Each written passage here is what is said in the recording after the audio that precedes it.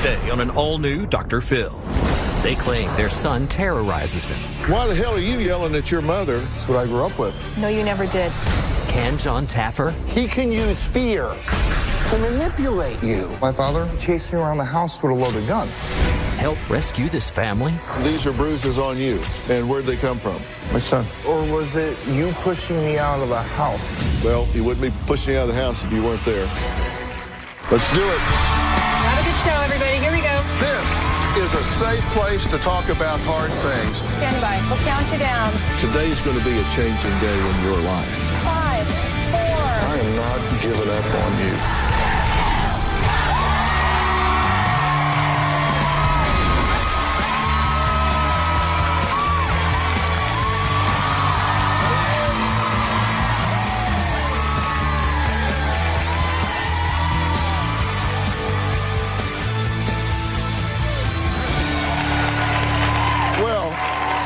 Yesterday, I was absolutely exhausted after meeting parents Jim and Karen and their 31-year-old son, Kyle.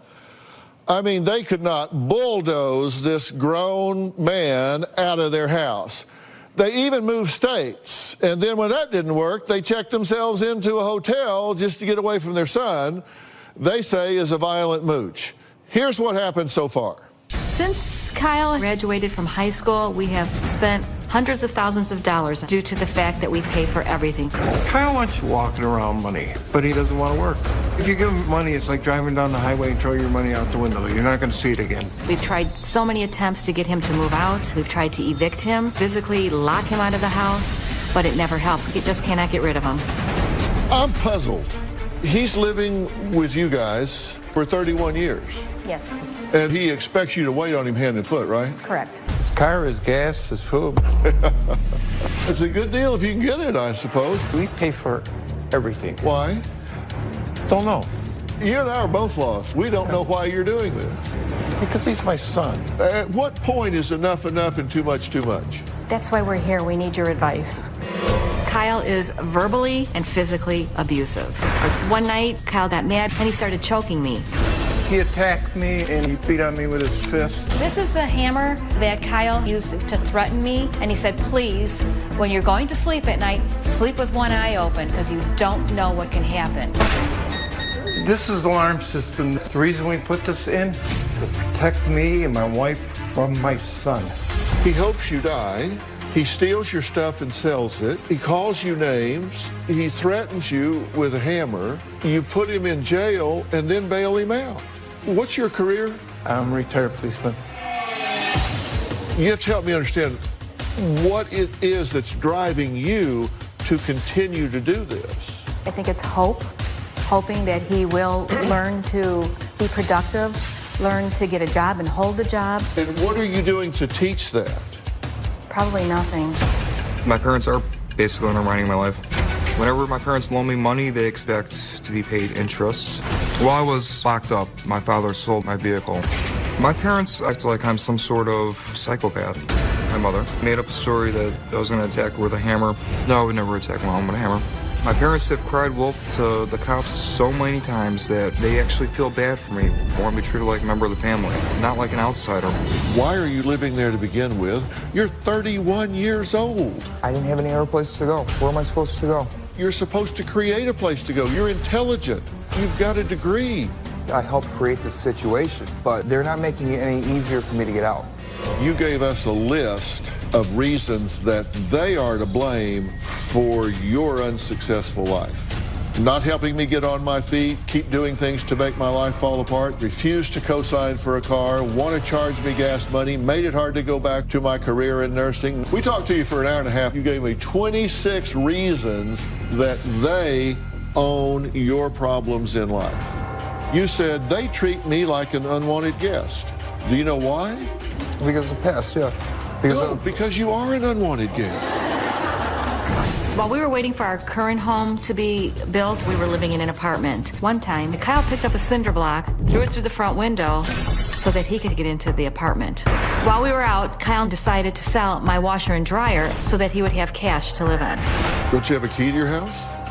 No, So you broke into your house. I let myself into my house, yes. Did you sell the washer and dryer and stuff out of the apartment? When That's not an essay question. No. Was that your washer and dryer? No, it wasn't my washer and dryer. What gives you the right to sell it? I don't have one. Let me ask you one question. Your paycheck was for close to $1,000 a week and a half ago. You're broke. Where did the money go? It's none of your business. It is when he's calling us up to borrow money. This is, oh my God, you people. Look, I'm going to bring in some reinforcements here. I need help. Now, I've been talking to these folks, and I've been doing this a long time. And, you know, everybody creates their own normal. And the normal that these folks have generated, and you listen to the text exchange between the two of them, I mean, it's kind of like, oh my God, I hate you, I'm going to ruin your life, give me a Coke, I'm on the way. Okay.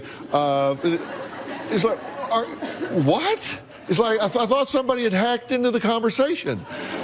This is their normal. They just do this. I don't understand.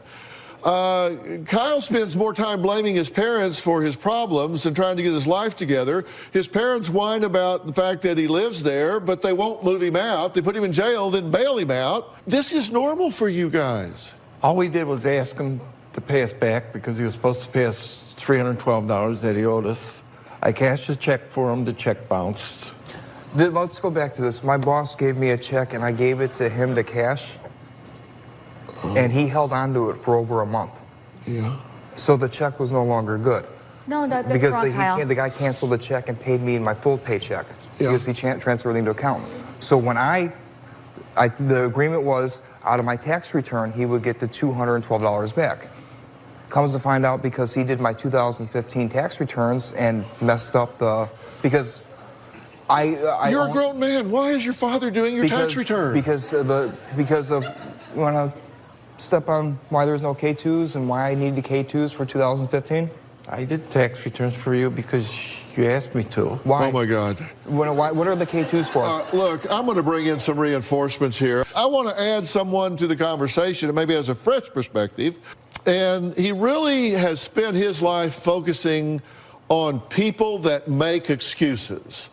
This is a really good friend of mine, a good personal friend of mine as well. John Taffer is recognized internationally as an award-winning bar and nightclub consultant of all things, and a concept developer with over 3 decades of hands-on experience as a successful entrepreneur. This is a guy that makes things happen. He makes business happen. He makes changes happen. He's best known for his no-nonsense, tell-it-like-it-is style on the popular show Bar Rescue. Now, I'm also proud to say that he is co-host of a new show debuting soon called Face the Truth. How fitting is that? Take a look. Do you understand that a bar owner is not to facilitate gambling in a bar? There are laws against this so that you don't lose your money. Buy an like this. Give them their money. He's lost over $30,000, $40,000. We could have done a lot more with that money. How do you make money from a business you don't understand after 7 years? How do you do that? Uh-oh. You're supposed to check this before you serve it. Oh! You hear me? He just slapped him in the face. Oh, my God. Oh, man, that's not going to happen while I'm here. No. Did slapping him in the face serve you well tonight? You're the failure. You called and texted the producer all weekend to give you more and more money. And what did you want the money for? Weed. Weed for me is medicinal. When I see a bar like this operated in this kind of a way, these people are going to lose their jobs, and it's on you. John, it was never, ever intentional. But you embarrassed them in front of customers. You took their dignity away. This business is failing because of you. You got to win people over, not chase them away.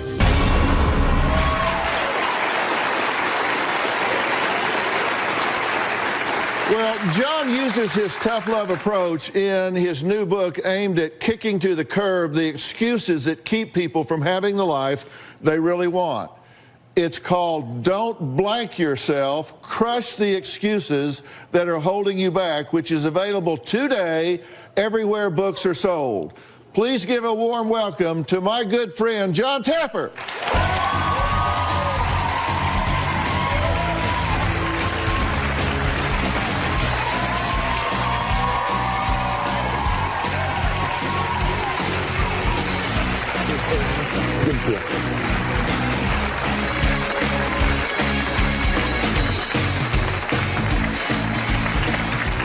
John, how are you? I'm feeling for you, Phil.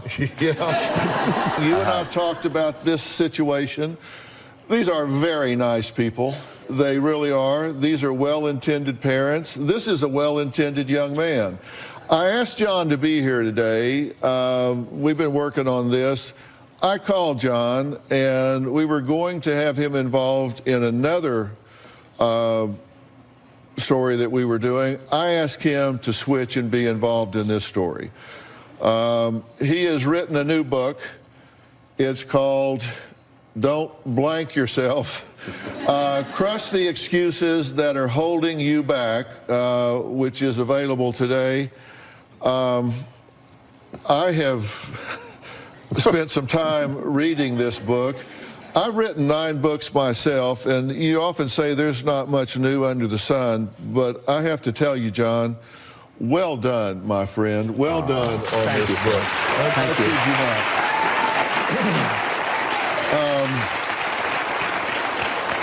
I was in bed last night at 1:15 reading to Robin out of this book, and she was not very happy about that. And until she actually started listening, then she sat up and got over there and started paying attention. And you were talking about excuses being rationalizations. What do you mean by that? Well, excuses, to me, are the common denominator of failure because they paralyze us. When we give an excuse, it really rationalizes a mistake. When you give an excuse, either it's because you didn't do something you should have, you did something you shouldn't have, or you made a bad choice, or you would never use the excuse in the first place, Phil. So every excuse is, in essence, you wrapping your arm around acknowledging your own mistake and living with it. You think that your father woke up that day and said to himself, I want to steal this money from my son? When I get paid, he gets paid. And later, tell me about these pictures here and where'd they come from? My son. Or was it you pushing me out of the house? He wouldn't be pushing you out of the house if you weren't there. When the alarm said I'm confined to my bedroom, just don't have freedom to move around the house. My mother and father are so controlling that I'm not even allowed to stay home by myself. Whenever they leave the house, I have to leave the house as well. If I don't follow their instruction and go to my room or leave the house, they call the cops. It is a never-ending cycle. Now, joining us is John Taffer. He's the host of Bar Rescue, who has written a new book for anyone who's allowing their excuses to ruin their life. It's called Don't Blank Yourself, Crush the Excuses That Are Holding You Back. And he is also the co-host of a new show called Face the Truth, which launches this September. It has a great executive producer.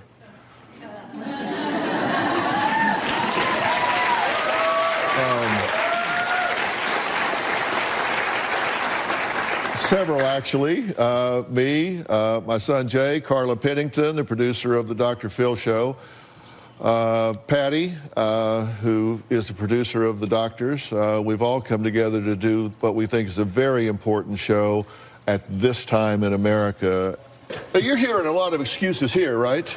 Unbelievable. Yeah. Now, you say there are 6 major excuses. They are fear, time, knowledge, circumstance, ego, and scarcity. And they're hitting 6 for 6 here. What do you hear coming from this young man here? Where does he fit? Well, you know you're a very bright man, right? Yes, sir. I think knowledge is your enemy because you think you know more than everyone else. And if you know more than everyone else, why do you go to your father for advice on everything? Uncertainty. Because when he went to advice with you for your taxes, now he has a reason to scream at you because you caused his problem. So you're so smart that you use your knowledge to intimidate your family. He acts intelligent, doesn't he? Yes, he does. And then he acts stupid when he wants to, doesn't he? Oh, big time. Are you stupid? No. You're an intelligent man. Are you capable of doing your own taxes? Yes. Why did you go to him? Prior to this year filing my taxes, my father always took care of my taxes because of things that were needed from other companies. Did he do well other years with your taxes? I was lied to about my return amount, yeah. So you felt you were lied to in previous taxes, but you went to him another time after that? Up until this year, I always thought I always got back a couple $100s. I didn't know I got back thousands. And you think that your father woke up that day and said to himself, I want to steal this money from my son. Do you believe that? Honestly, it seems like when I get paid, he gets paid. Do you believe that he wakes up to take your money? No, I think that he just... Yes or no?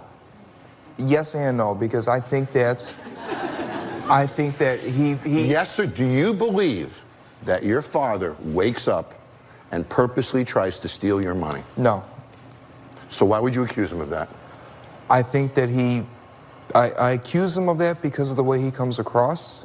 You accuse him of that because it serves your purpose. I do. Doesn't it? No.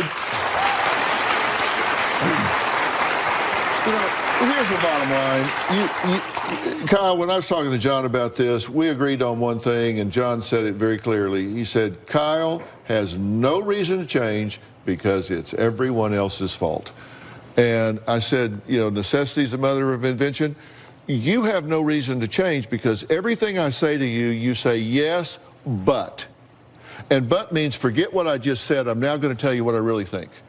And you say, yes, that's true. That happened. But my parents did this. My parents did that. This happened. That happened. All this, but. Everything after but is what you really believe. And if it's everybody else's fault, you never have a reason to change. That's your point, correct? Correct. If you wake up in the morning and blame your failure on them, you have no reason to change. But if you wake up tomorrow morning and left that house and pursued something, could you change your life? Could you? Are you smart enough? Are you healthy enough? Mm-hmm. Yes. Do you have the energy? Yep. Can you add? Can you subtract? Sometimes. Can you read? Yes. You became a nurse. Mm-hmm. He's bright. Very bright. If you woke up tomorrow morning and chose to do that, could you? Yes, sir. So, fear. What are you scared of now that he said that? That he's going to stay home and he's not going to do it. So you're going to let him stay home and then let him not do it? No, he's done in the house. He's not getting back in. What are you scared of? Right now, him hurting my wife, me dying and leaving her with him. So if that's your greatest fear, why do you allow him to make you fear other things relating to him leaving? Because you fear him leaving too, don't you? Kind of, because I don't think he's going to make it. He just said he could. We have to take a break. Next, Kyle has a list of excuses. Will he embrace them? They're a mile long. They would fill the book. The big question is he willing to stop pointing the finger and start turning his life around? Are his parents willing to start embracing the excuses they're making for him? More with John Taffer and this family when we come back.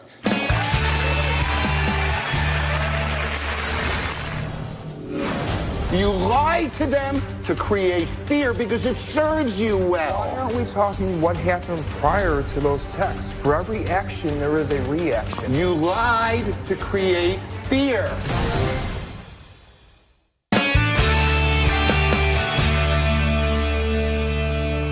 The first chapter of John's book is embrace the excuses.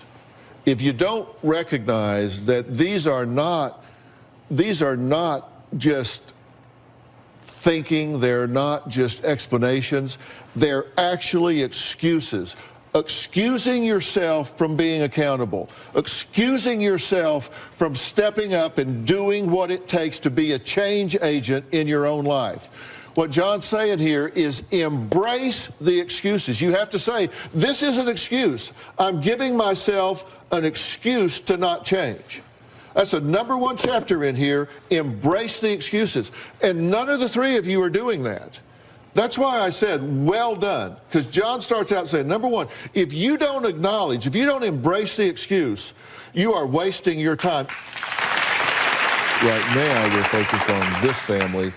And I asked John to switch over and let us use his book in this show. What do you hear John saying about you leaning on excuses instead of taking action in your life? You know, stop making them and start, you know, taking action upon them. Let me ask you this question. And God forbid this hypothetical. And, you know, seriously, God forbid this hypothetical. If tomorrow, God forbid, your parents were just gone.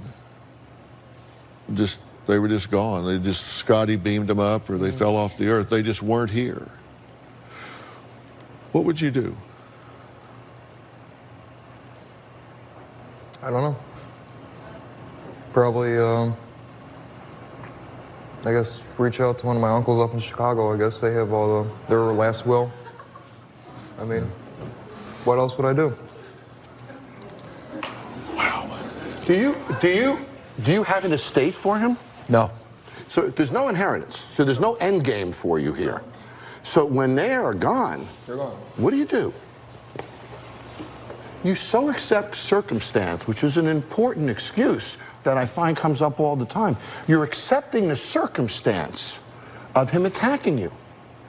You're accepting the circumstance of him acting in this way. I think of those texts. Well, that's excuse category #4. It is. But you know, I think about the text you wrote. I'm getting in the car now.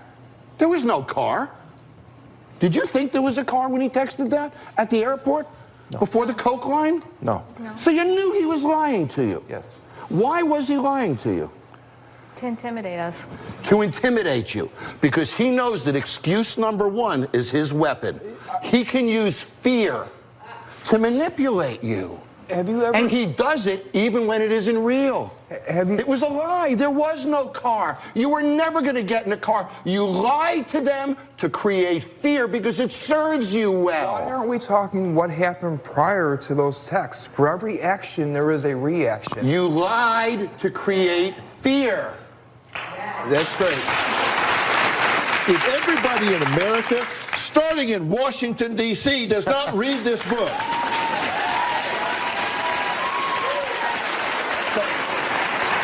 then you are wrong.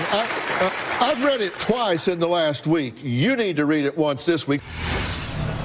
You can't make your bed, clean your room, wash your kitchen. No, I'm talking about the times he chased me around the house with a loaded gun. Well, you know what I would do? I'd move.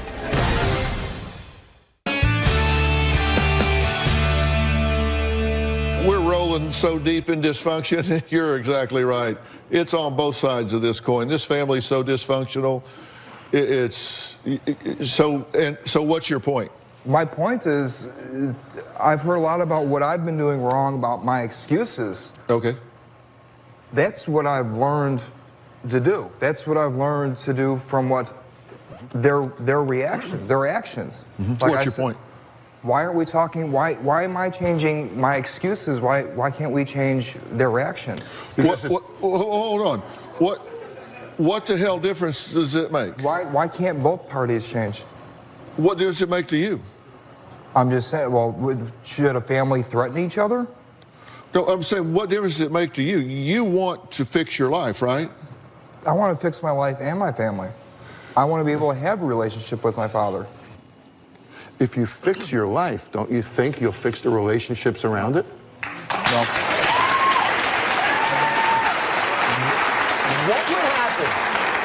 What would happen if Kyle moved out, had an apartment for 6 months, kept the job, proved responsibility? Would that change your relationship with him? Oh, definitely. I'd be so proud of him. Would that be any... Then why are you still screaming at your wife for no reason at the hotel? What does that have to do with what we just talked about? What I'm saying is actions have to... Their actions have to change, not just So me. you're not going to go get a job and pursue your life because he said something you didn't like to her. No, I'm not saying that. What I'm saying is, why is it acceptable for him Who said it was? to have those outbursts? Who said it was? But we're not talking about that. All I hear about is I only got one mouth. I'm going to talk about one thing at one time, and let me tell you, the only person you control is you. You can't control anybody else. And so my mother can hear that. When he screams at me for no reason when I talk to him, I should sit there and take that? Because that's his diabetes? Or because I can only control me, I should just worry about me? So we have a 31-year-old man who is besides himself when his parents scream at him because you can't make your bed, clean your room, wash your kitchen. No, I'm talking about the times he chased me around the house with a loaded gun. That's what needs to change. so, well, you know what I would do? I'd move. I'd move. But, okay, look. Okay, no, hold on. You opened this can, so let's eat the whole thing. Okay. So it's just offensive to your sensibilities that he's yelling at your mother. Then why the hell are you yelling at her? Learned behavior. It's okay for, it's not okay for him, but it's okay for you? That's what I grew up with. No, you never did. Oh. You never So that's did. their fault too then. It's not their fault. I should know better. What I'm saying is No, you do know better. It isn't that you should know better, you do know better. This isn't a mistake, Kyle, this is a choice. You chose to do that. You got pictures? Yeah. Tell me about these pictures here. Where do these come from? You have a pacemaker, right? Yes. And these are bruises on you. Yes. And where'd they come from? My son. This is your son attacking you. Yes, because he broke up with his girlfriend. It was my fault. attacking me, or was it you pushing me out of the house and it was a brawl, a mutual? No, you attacked me. You come to the front door and tackled me. No. Well, he wouldn't be pushing you out of the house if you weren't there. So where do Kyle and his parents go from here? I'm going to tell them what I think when we come back. I'm going to hear what John Taffer thinks when we come back. We'll be right back.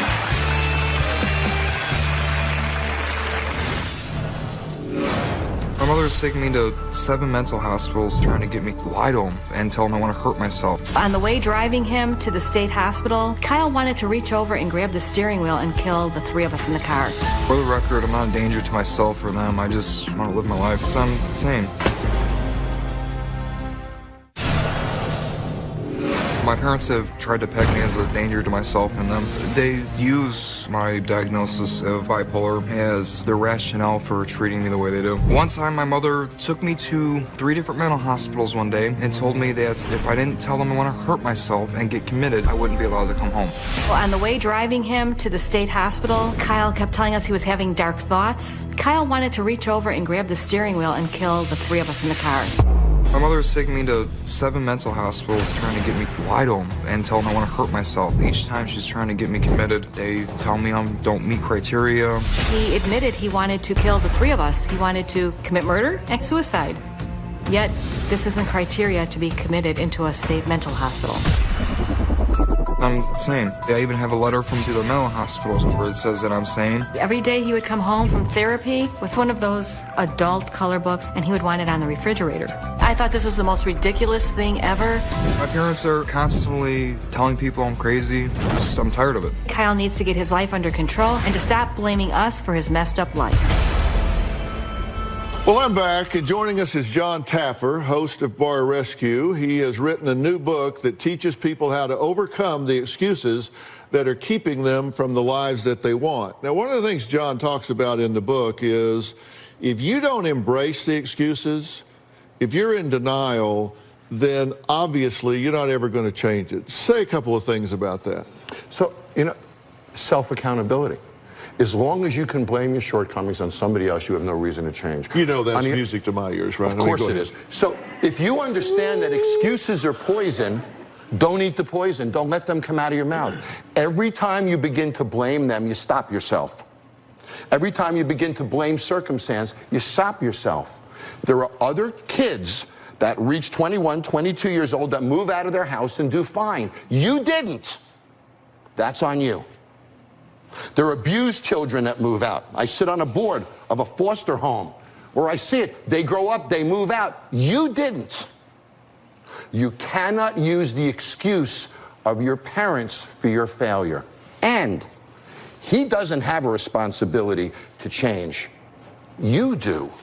You have to grow up. Let's talk about what this means. Let's talk about what this means. Look, I'm a pragmatist here. I grew up really poor, and when you grow up really poor, you're very results-oriented. You know, it's like you can't go to the grocery store with intentions. I meant to get a job today. I meant to get paid today.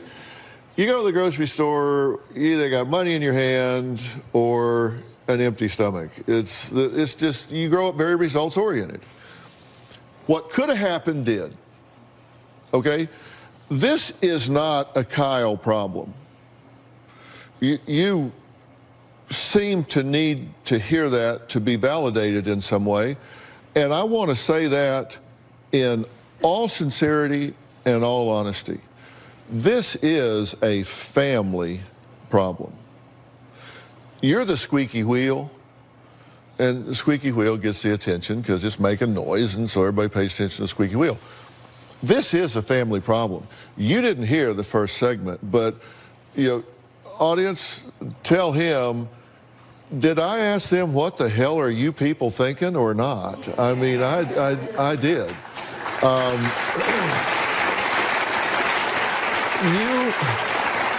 You have enabled him, you have crippled him by not preparing him for the next level of life.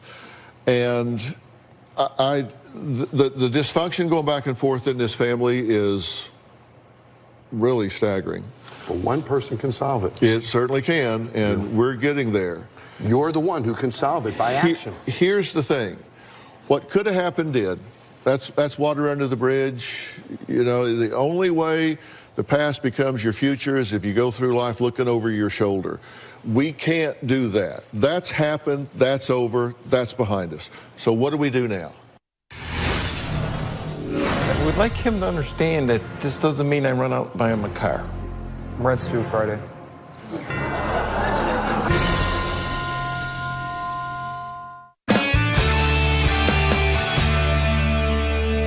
I ask you, what would happen if they were gone? They just weren't even on the face of the earth right now. Your answer was, call another family member. What? I'm supposed to let somebody know, right? Oh, God. You have to depend upon yourself. You know, yeah, call your uncle, tell him. You got an extra bed? Right, wrong, it's not a matter of if, it's a matter of when. They will be gone. Mm-hmm. Sorry, but, you know, we're all getting a little long in the tooth. The time's going to come where you are going to have to rely on yourself. It might as well be now. And all the problems and obstacles that you have, they just become a to-do list. You say, you know, I got problems with the nursing board. That's a to-do list. You got legal problems. That's just on your to-do list. You just put things on a to-do list and come up with an action plan for those things. You two, you absolutely have to stop, unplug, and dissociate yourself from the pattern you've had of allowing him to be dependent on you to the point that he can't deal with the real world. Is it fair for you to enable him the way you have and then just all of a sudden change your phone number and go away? I mean, you have the right to do that, but it probably isn't fair to do that. So I'm going to suggest that you create some kind of a finite transition.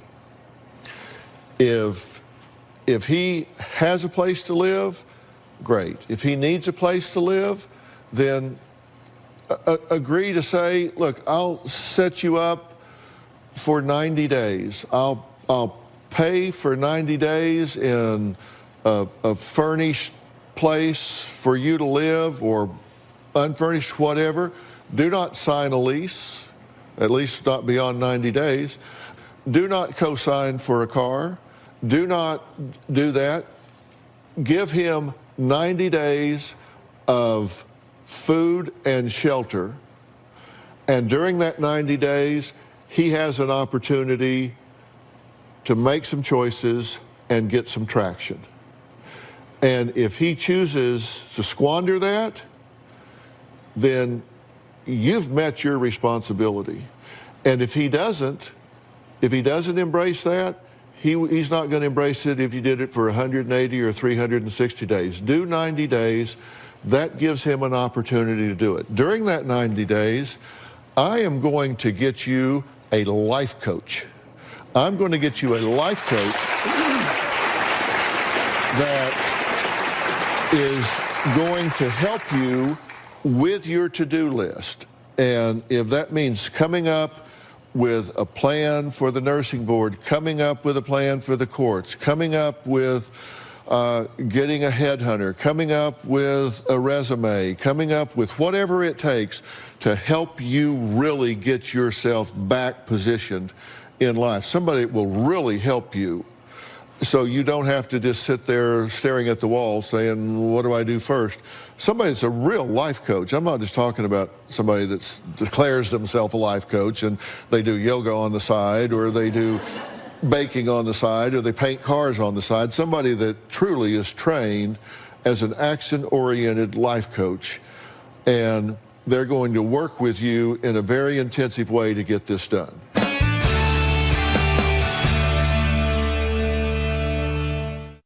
So what you're going to do is you're not going to put him out on the curb where he's sitting in the rain.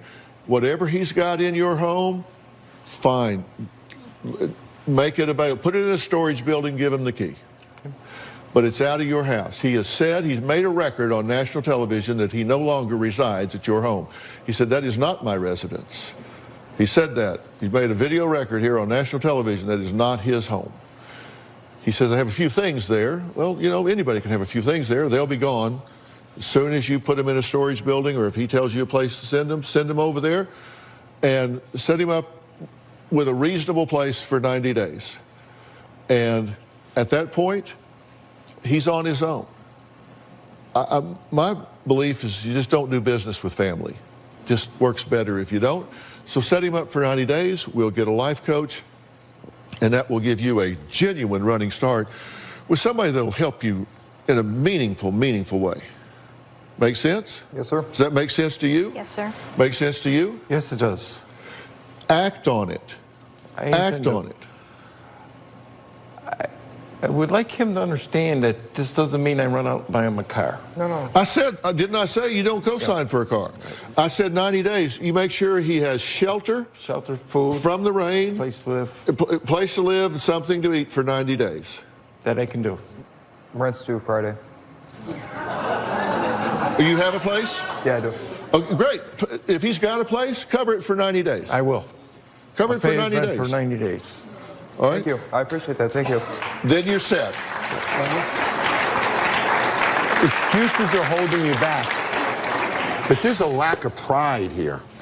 If you accomplish this, that pride will fuel you and move you forward. You heard your father say if you accomplish this, he would be proud of you. When was the last time he's looked at you and said he's proud of you? I don't know. If that happens and pride settles in, everything will start to change. I want to thank all of my guests today, and a special thanks to Jon Taffer. Jon,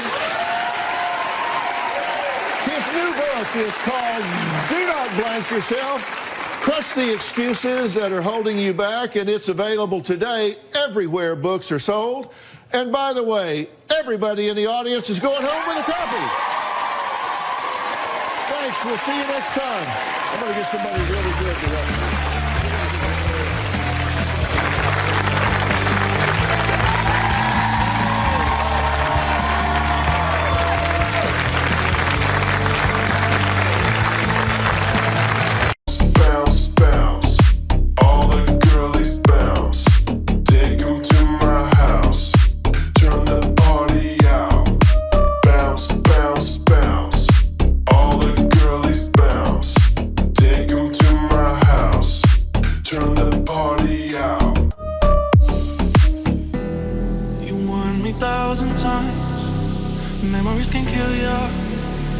didn't hear ya.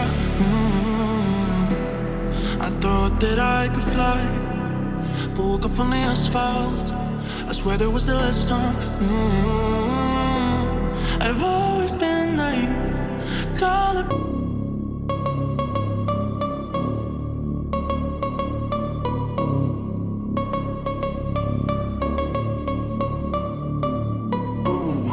You know we gon' get it. Ooh, you know we gon' get it.